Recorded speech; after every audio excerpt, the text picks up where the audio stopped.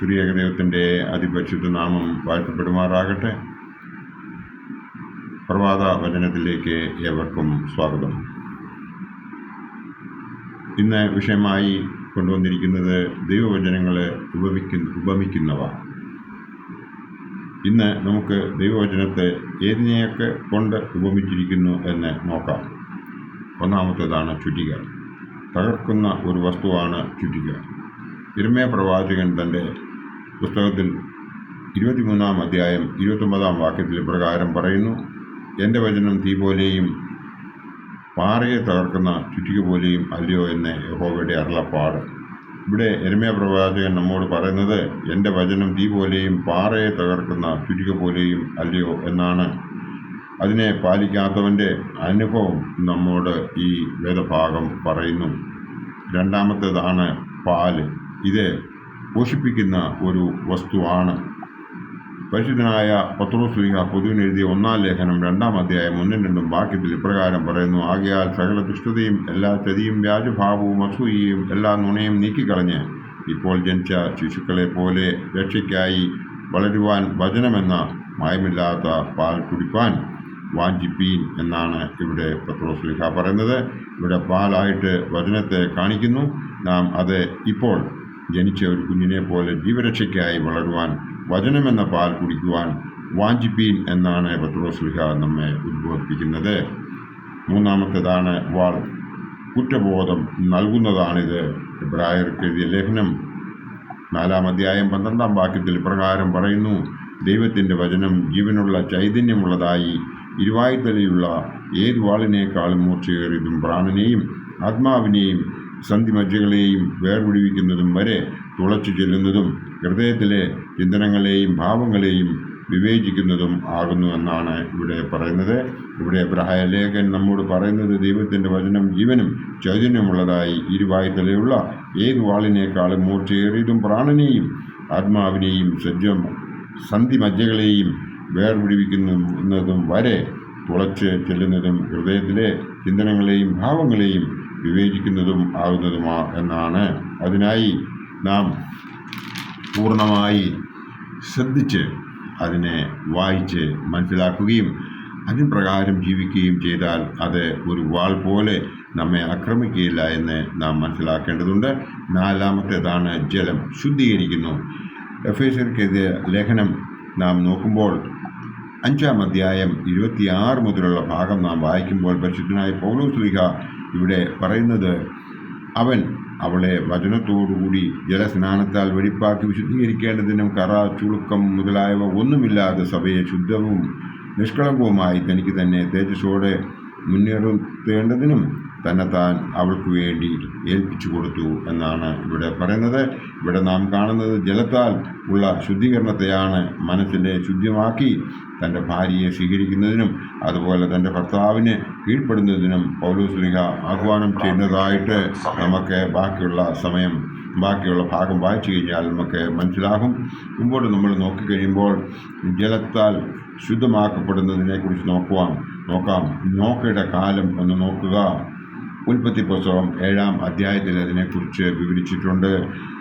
ആരാം രാജാവിൻ്റെ സേനാപതി നയമാനെക്കുറിച്ച് ഒന്ന് ആലോചിക്കുക. കുഷ്ഠം പിടിച്ച അവൻ 2 രാജാക്കന്മാർ 5-ാം അധ്യായം നമ്മൾ വായിക്കുമ്പോൾ ഇവിടെ ഏലീശ പ്രവാചകൻ നയമാനോട് പറയുന്നത് നീ ചെന്ന് യോർദാനിൽ 7 പ്രാവശ്യം കുളിക്കുക എന്നാണ്.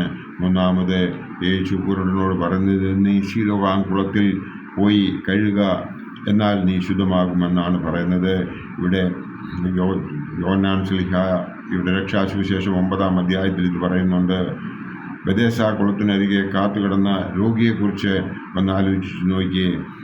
38 വർഷത്തോളം കാത്തുകിടന്നതിന് ശേഷവും യേശു എന്നാണ് അവനെ രക്ഷിച്ചത്. കാരണം ആ കുളത്തിലിറങ്ങി ബെഥേസ കുളത്തിലേക്ക് ഇറങ്ങി അവിടെ ഏറ്റവും ആദ്യം, അതായത് ഒരു ദൂതൻ വന്നാൽ വെള്ളം കലക്കിയതിന് ശേഷം ഏറ്റവും ആദ്യം ഇറങ്ങുന്ന ആൾ സൗഖ്യമാകുന്ന ഒരു സിസ്റ്റം അവിടെ ഉണ്ടായിരുന്നു. എന്നാൽ ഈ രോഗി ചെല്ലുമ്പോഴേക്കും മറ്റൊരാൾ ഇറങ്ങുന്നതിനാൽ അദ്ദേഹത്തിന് സൗഖ്യമാകുവാൻ സാധിച്ചില്ല. എന്നാൽ 38 വർഷങ്ങൾക്ക് ശേഷം യേശു അവനെ സൗഖ്യപ്പെടുത്തുന്നതായിട്ട് നമുക്കിവിടെ കാണാം. സ്നാപക യോഹന്നാൻ വെള്ളത്താൽ നടത്തിയ സ്നാനം പാപമോചനവും ശുദ്ധീകരണവുമാണ് അദ്ദേഹം ഇവിടെ നടത്തിയത്. അഞ്ചാമത്തെ നമ്മുടെ പോയിന്റ് എന്ന് പറയുന്നത് വചനമാണ്, ആത്മീയ ജനനമാണ് നാം ഇവിടെ കാണുന്നത്. യോഹന്നാൻ ശ്ലീഹാ എഴുതിയ രക്ഷാസുവിശേഷം 3-ാം അധ്യായം 5-ാം വാക്യത്തിൽ പ്രകാരം പറയുന്നു, അതിന് യേശു ആമേൻ ആമേൻ ഞാൻ നിങ്ങളോട് പറയുന്നു, വെള്ളത്താലും ആത്മാവിനാലും ജനിച്ചില്ല എങ്കിൽ ദൈവരാജ്യത്തിൽ കടപ്പാൻ ആർക്കും കഴിയുകയില്ല എന്നാണ് ഇവിടെ പറയുന്നത്. ഇവിടെ യേശു നമ്മെ ഉദ്ബോധിപ്പിക്കുന്നത് വെള്ളത്താലും ആത്മാവിനാലും ജനിച്ചിട്ടല്ല എങ്കിൽ ദൈവരാജ്യത്തിൽ കടപ്പാൻ ആർക്കും കഴിയുകയില്ല എന്നാണ് പറയുന്നത്. നാം ഇത് മനസ്സിലാക്കി കഴിഞ്ഞാൽ നമുക്ക് നമ്മളെ തന്നെ ശുദ്ധീകരിക്കുവാൻ നമുക്ക് സാധിക്കും. ആറാമത്തെ പോയിന്റ് എന്ന് പറയുന്നത് ദീപമാണ്, അതായത് പ്രകാശിക്കുന്നു, മറ്റുള്ളവരെ വഴി കാട്ടുന്നു എന്ന് വേണം നമുക്ക് മനസ്സിലാക്കുവാൻ. ഇവിടെ നാം നോക്കുമ്പോൾ 119-ാം സങ്കീർത്തനം 105-ാം വാക്യത്തിൽ ഇപ്രകാരം പറയുന്നു, നിന്റെ വചനം എൻ്റെ കാലിന് ദീപവും എൻ്റെ പാതയ്ക്ക് പ്രകാശവുമാകുന്നു എന്ന് നമ്മുടെ മനസ്സിൽ നാം തട്ടി അതിനെക്കുറിച്ച് ചിന്തിക്കാറുണ്ടോ? ഇവിടെ നിന്റെ വചനം എൻ്റെ കാലിന് ദീപവും എൻ്റെ പാതയ്ക്ക് പ്രകാശവുമാകുന്നു എന്നാണ് പറഞ്ഞിരിക്കുന്നത്. അങ്ങനെയാണോ നാം നമ്മുടെ ജീവിതത്തിൽ ജീവിക്കുന്നത് എന്ന് ഒന്ന് ചിന്തിക്കേണ്ടതുണ്ട്. നമ്മുടെ ഓരോ പ്രതിസന്ധികളിലും വചനം നമ്മൾ ഇതൊക്കെയും ഓർത്തിരിക്കുന്നുവെങ്കിൽ നിൻ്റെ വചനം എൻ്റെ കാലിന് ദീപവും എൻ്റെ പാതയ്ക്ക് പ്രകാശവുമാകുന്നു എന്നുള്ളത് നമ്മൾ ബൈഹാർട്ട് ചെയ്തിട്ടുണ്ടെങ്കിൽ നമ്മുടെ പ്രതിസന്ധികൾ നമ്മളതൊക്കെയും ഓർക്കും എന്നുള്ളതിന് യാതൊരു സംശയവുമില്ല. അടുത്തത് 7-ാമത്തെ പോയിന്റ് എന്ന് പറയുന്നത് കണ്ണാടിയാണ്. ആ കണ്ണാടിയെക്കുറിച്ച് സ്വയ ജീവിതത്തിലെ കുറവുകളെ കാണാൻ നാം വചനമെന്ന കണ്ണാടിയെ ഉപയോഗിക്കുവാൻ നമുക്ക് സാധിക്കുന്നുണ്ടോ എന്ന് നാം നോക്കേണ്ടതുണ്ട്. യാക്കോബ് ശ്ലീഹാ പൊതുവിന് എഴുതിയ ലേഖനം 1-ാം അധ്യായം അതിൻ്റെ 23-ഉം 24-ഉം 25-ഉം ഭാഗം വായിക്കുമ്പോൾ നമുക്ക് മനസ്സിലാകുന്ന ഭാഗം ഇതാണ്. ഒരുത്തൻ വചനം കേൾക്കുന്നവൻ എങ്കിലും ചെയ്യാത്തവനായിരുന്നാൽ അവൻ തൻ്റെ സ്വാഭാവിക മുഖം കണ്ണാടിയിൽ നോക്കുന്ന ആളോട് ഒക്കുന്നു. അവൻ താൻ കണ്ട് പുറപ്പെട്ട് താൻ ഇന്ന രൂപമായിരുന്നു എന്ന് ഉടനെ മറന്നുപോകുന്നു. സ്വാതന്ത്ര്യത്തിൻ്റെ തികഞ്ഞ ന്യായപ്രമാണം ഉറ്റുനോക്കി അതിൽ നിൽക്കുന്നവനോ കേട്ട് മറക്കുന്നവനല്ല, പ്രവൃത്തി ചെയ്യുന്നവനായി താൻ ചെയ്തതിൽ ഭാഗ്യവാൻ ആകുമെന്ന് ഇവിടെ യാക്കോബ് ശ്ലീഹാ നമ്മെ ഉദ്ബോധിപ്പിക്കുന്നു. 8-ാമത്തേതാണ് തീ. ന്യായവിധി ആണ് തീയിൽ നിന്നും ഉണ്ടാകുന്നത് എന്ന് നമുക്കറിയാം. ഇവിടെ യോഹന്നാൻ ശ്ലീഹാ എഴുതിയ രക്ഷാസുവിശേഷം 12-ാം അധ്യായം 48-ാം വാക്യത്തിൽ ഇപ്രകാരം പറയുന്നു, എൻ്റെ വചനം കൈക്കൊള്ളാതെ എന്നെ തള്ളിക്കളയുന്നവനെ ന്യായം വിധിക്കുന്നവൻ ഉണ്ട്. ഞാൻ സംസാരിച്ച വചനം തന്നെ ഒടുക്കത്തെ നാളിൽ അവനെ ന്യായം വിധിക്കുമെന്ന് പറയുന്നുണ്ട്. ഇവിടെ യേശു പറയുന്നത് എൻ്റെ വചനം കൈക്കൊള്ളാതെ എന്നെ തള്ളിക്കളയുന്നവനെ ന്യായം വിധിക്കുന്നവനുണ്ട് എന്നാണ്. അതായത് തൻ്റെ പിതാവിനെക്കുറിച്ചാണ് ഇവിടെ എടുത്ത് പറയുന്നത്. നമ്മൾ ഇതൊക്കെയും മനസ്സിലാക്കുന്നുവെങ്കിൽ തിരുവചനങ്ങളുടെ മഹാത്മ്യമാണ് നാം ഇവിടെ കാണുന്നത്. അത് മനസ്സിലാക്കി നമുക്ക് എപ്പോഴും ദൈവത്തിൽ നമ്മെ തന്നെ സമർപ്പിച്ച് മുമ്പോട്ട് ജീവിക്കുന്നുവെങ്കിൽ ഈ വചനത്തെ നമ്മൾ ചുറ്റികയായും പാലായും വാളായും ജലമായും വചനമായും ദീപമായും കണ്ണാടിയായും തീയായും കാണുന്നുവെങ്കിൽ നമുക്ക് ദൈവത്തോട് ഏറ്റവും കൂടുതൽ അടുത്ത് ചെല്ലുവാൻ സാധിക്കും. ഇങ്ങനെ വചനത്തിലൂടെ നാം അതിനെ സ്നേഹിക്കുവാൻ നമുക്ക് സാധിക്കും. നാം അതിനെ ഭയക്കും.